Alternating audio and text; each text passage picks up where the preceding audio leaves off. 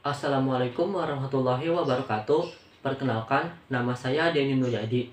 Kami bersekolah di SMK Negeri 28 Jakarta, kelas 11 jurusan Asisten Keperawatan.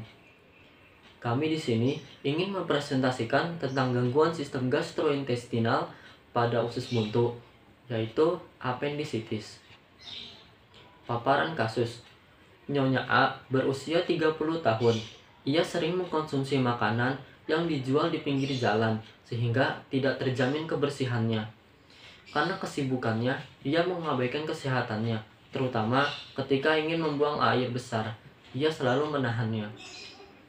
Suatu hari, ia merasa nyeri di bagian perut kanan bawah. Ia juga mengalami demam, mual, sembelit, dan perut kembung. 3 hari kemudian, rasa sakit yang ia rasakan semakin parah. Akhirnya, ia pergi memeriksakan diri ke klinik terdekat.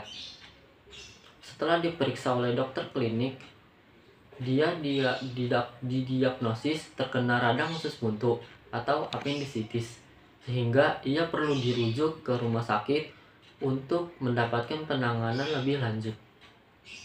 Dokter menyarankan ia untuk segera dioperasi agar penyakitnya tidak semakin parah. Tujuan pembahasan kali ini ada 5, yaitu 1. Untuk mengenal apa itu penyakit appendicitis. 2. Untuk mengetahui penyebab penyakit appendicitis. 3. Untuk mengetahui gejala dari penyakit appendicitis. 4. Untuk mengetahui bagaimana cara pencegahan dari penyakit appendicitis. 5. Untuk mengetahui bagaimana cara pengobatan penyakit appendicitis. Sebelum kami membahas kasusnya, kita perlu mengetahui definisi dari penyakit appendicitis. Appendicitis adalah peradangan pada sistem pencernaan akibat infeksi pada umbai cacing atau usus buntu. Kita bisa lihat pada gambar yang mana umbai cacing. Nah, mengapa umbai cacing itu disebut usus buntu? Karena ia bersifat tertutup, sehingga jika ada sesuatu yang masuk ke dalam umbai cacing atau usus buntu ini, itu akan sulit untuk keluar. Makanya bisa menyebabkan peradangan atau infeksi. Etiologi. Etiologi adalah penyebab mengapa suatu penyakit bisa masuk ke dalam tubuh seseorang. Nah, etiologi pada kasus Nyonya A yaitu ia sering sekali menahan BAB. Mengapa demikian? Karena jika seseorang menahan BAB, maka tinja tersebut bisa mengeras dan membuat usus buntu menjadi tersumbat. Maka dari itu, bakteri yang ada pada tinja bisa terus berkembang biak dan membuat usus buntu menjadi meradang. Dan juga memakan makanan yang tidak higienis bisa berpengaruh, karena jika seseorang mengkonsumsi makanan yang tidak higienis, maka suatu bakteri akan masuk ke dalam tubuhnya dan saluran pencernaan tersebut bisa menjadi terinfeksi. Manifestasi klinis pada kasus Nyonya A, yang pertama rasa nyeri di bagian perut kanan bawah, yang kedua perut rasa kembung dan mual, yang ketiga mengalami sembelit disertai demam.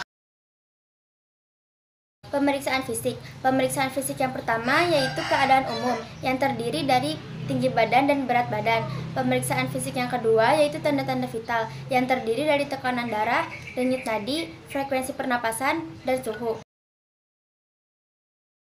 Pemeriksaan fisik yang ketiga yaitu pemeriksaan abdomen yang terdiri dari inspeksi atau pemeriksaan melalui penglihatan, auskultasi atau pemeriksaan melalui pendengaran, palpasi atau pemeriksaan melalui perabaan, dan perkusi atau pemeriksaan dengan mengetukkan jari tangan ke permukaan tubuh.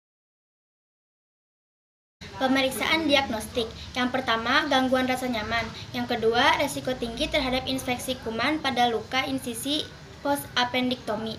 Yang ketiga, resiko defisit volume cairan. Penata laksanaan. Penata laksanaan appendicitis yaitu dengan appendektomi. Appendektomi itu merupakan operasi yang dilakukan untuk mengangkat usus buntu atau appendicitis. Namun, pada appendicitis akut dengan kondisi khusus seperti tidak ada akses untuk operasi atau appendektomi ini terlalu berisiko tinggi, terapi non-bedah pun bisa menjadi pilihan yang lain. Appendektomi. Appendektomi memiliki dua cara. Yang pertama, operasi lubang kunci atau laparoskopi. Yang kedua, bedah terbuka atau laparotomi. Laparoskopi dengan laparotomi ini memiliki perbandingan yang berbeda, yaitu seperti lubang yang dibuat pada laparoskopi di dinding perut itu hanya sekitar 5-10 mm, sehingga proses pemulihan lebih cepat. Berbeda dengan laparotomi, lubang yang dibuat itu hanya sesuai dengan kondisi pasien dan tindakan yang ingin dilakukan, yaitu sekitar 5-10 cm. Penggunaan antibiotik dibandingkan dengan appendektomi dapat bermanfaat pada appendisitis yang tidak memiliki komplikasi. Namun, harus diingat bahwa penggunaannya itu juga perlu dipertimbangkan. Contohnya seperti edukasi pasien. 3 masalah keperawatan utama. 1. Pasien yang selalu mengabaikan kesehatannya. 2. Kurangnya pengetahuan pasien terhadap penyakit. 3. Ketelatan pasien dalam menyadari penyakit. Kesimpulan dari kasus Nyonya A adalah penyakit tidak hanya berasal dari makanan saja, tetapi bisa juga dari kebiasaan buruk seseorang yang dapat memicu suatu penyakit. Ide atau gagasan untuk peningkatan kualitas perawatan klien. Yang pertama, menjaga asupan makanan dengan baik. Asupan makanan yang dikonsumsi oleh klien itu lebih higienis dan kandungannya lebih terkontrol seperti adanya serat, protein, dan lain-lain.